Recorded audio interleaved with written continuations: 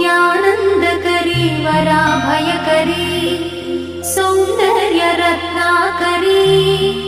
निर्धूताखिल पापनाशनकरी प्रत्यक्ष माहेश्वरी प्राणेयाचलवंशपावनकरी